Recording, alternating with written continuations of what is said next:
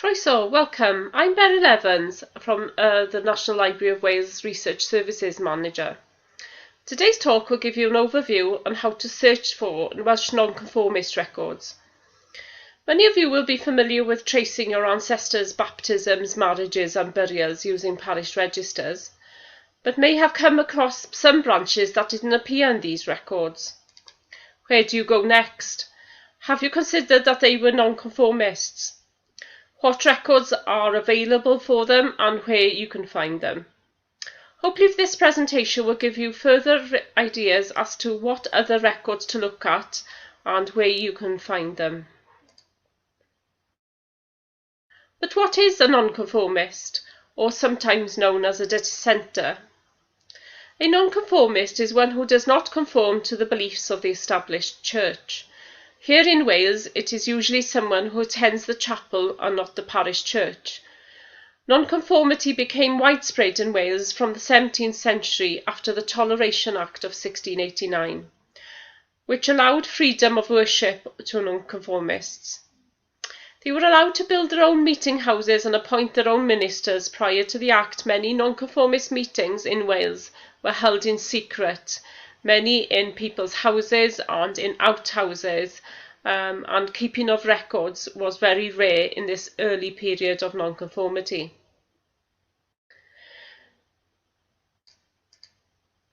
Hardwick's Marriage Act of 1753 was the first legislation to affect the keeping of nonconformist registers.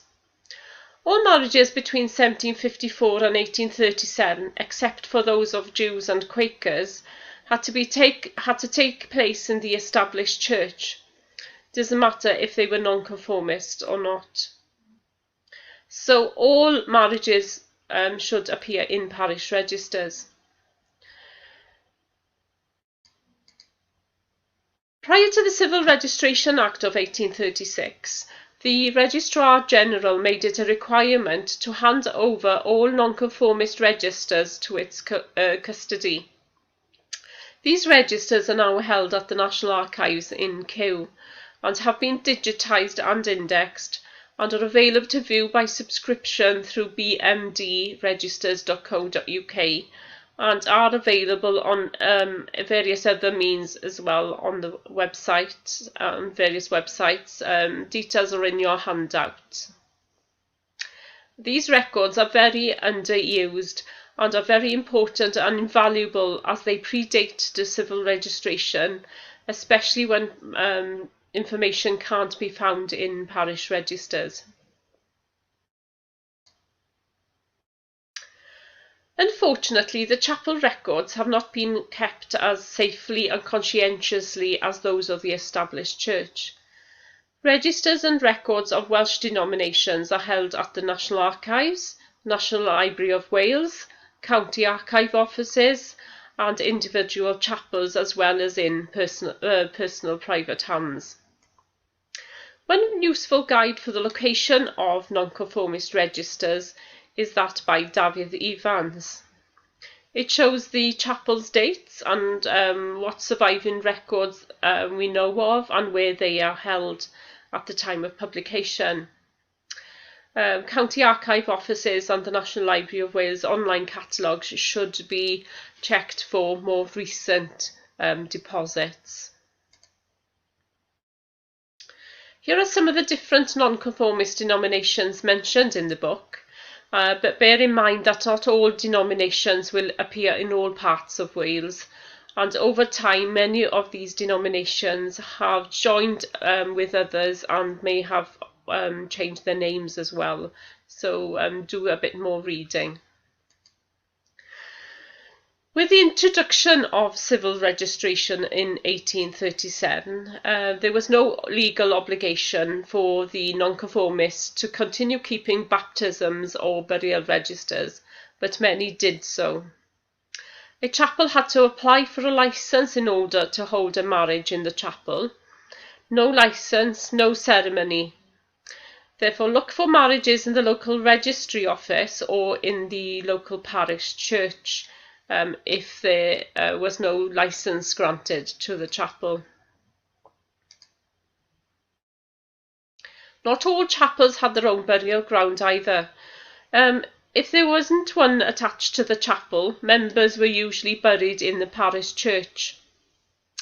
And most county family history societies in Wales have or are in the process of photographing, transcribing and indexing monumental inscriptions found in the graveyards, including those of nonconformist chapels. Therefore, it is worth checking the County Family History Society website to see what they have available for the chapel you're looking for. Due to the fact that there is no central body for all nonconformist records, and as a result the survival or access to nonconformist register has been very haphazard, there are other records that will be invaluable to family historians. These will include Sunday school registers, members lists, contribution books, denominational magazines, annual reports, and even church histories that have been published. The main collections for Calvinistic Methodist, Wesleyan Methodist and the Baptists are held at the National Library of Wales, but of course they don't hold all the records. Some may be held in the county archive offices, and again I mentioned that they could still be held locally if the chapel is still open. For example, this chapel, I searched for chapel on the Glamorgan County Archive Office website, and it returned 3,000 results from the catalogue. So it's worth remembering to check the archive office, because they don't hold duplicate copies of what may be in the National Library of Wales, but they may have collections that complement each other. Denominational magazines hold biographical information relating to members of the chapels, especially if they were well known within the chapel.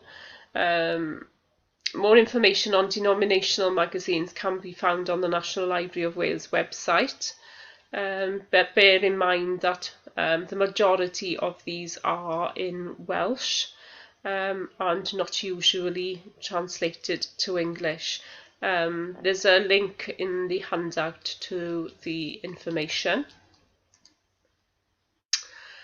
And many of the denominational magazines can be found digitised on the Welsh Journal's online website. Amongst the 450 titles relating to Wales and the Welsh, ranging in date between 1735 and 2007. This is a site that is free to search and to view the digital copies. By doing a free text search of personal names, places, it'll be easy to spot names amongst the results. I did a random search and I found a reference to the daughter of Elijah Edwards and his wife. Unfortunately, there is no name for the daughter nor the wife. However, I went and made a search on the sister site, Welsh Newspapers Online, and came across this poem dedicated to the baby of Mr. and Mrs. Elijah Edwards. And if you notice, the first letter of each line spells out Hannah Maria Edwards, and I presume that this is the name of the daughter. This will give you information to search other records for Hannah Maria, baptism, birth certificate, census returns from 1871 onwards. And this goes to show that you never know what you're going to find in digitised newspapers or any search facility online. These newspapers date from 1804 to 1919, but again, they include so much more information regarding to family events, biographies, events in the communities that your ancestors may well be mentioned. Moving on to show you some more examples of what can be found, mostly from the collections of the National Library of Wales. This is an example of a collection of records from the Calvinistic Methodist archive for Capel Celyn. I can't emphasise enough that not all chapels have this extent of records, but it is always worth checking the online catalogues, as I've mentioned. The earlier baptism registers are fairly simple, with much less detailed in them. In this case, the name of the child, parents' names, where they lived, parish, county, and when born and baptised. In comparison to this baptism register, where the date has been completed in Welsh, this is a pre-printed register, and many of these registers were partly or even wholly completed in Welsh on occasion. This example, again from Capel Celyn, is much more comprehensive. It shows the child and the parents' names, including the maiden name of the mother and marital status, which parishes the parents lived before marriage, and when and where the child was born. The marriage registers give the same information as marriage certificates and probably the marriage entries in the parish register.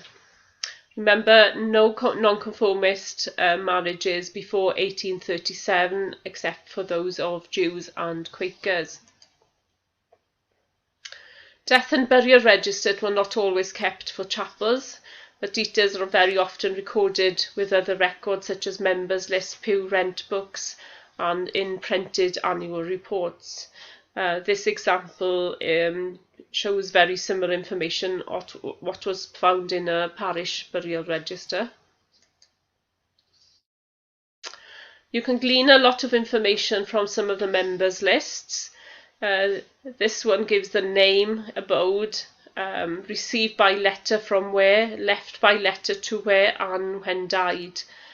If they have been members elsewhere, there is potentially more records available to search, and you can gradually build up a picture of your ancestors using other resources such as census returns. Check to see what records survive of the chapel where they came from and for the chapel to where they went after. And if there is a date of death, check death records.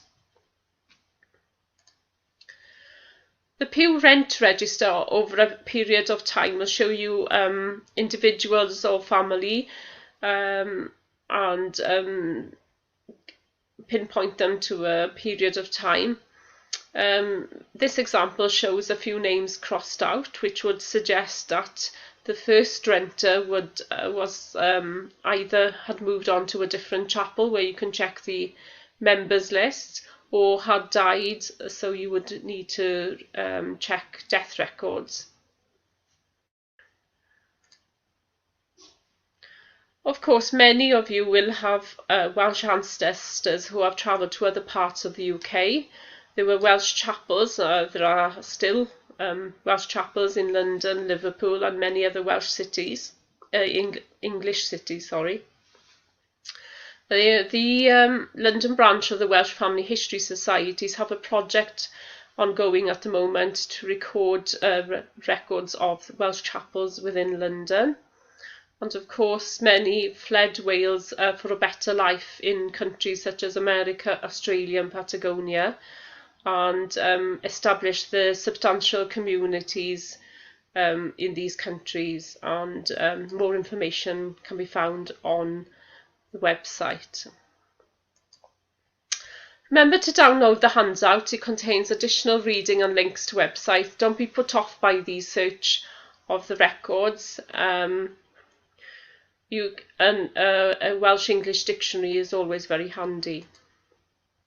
Any further information, you can contact the Enquiry Service at the National Library of Wales. Diolch yn fawr. Thank you very much.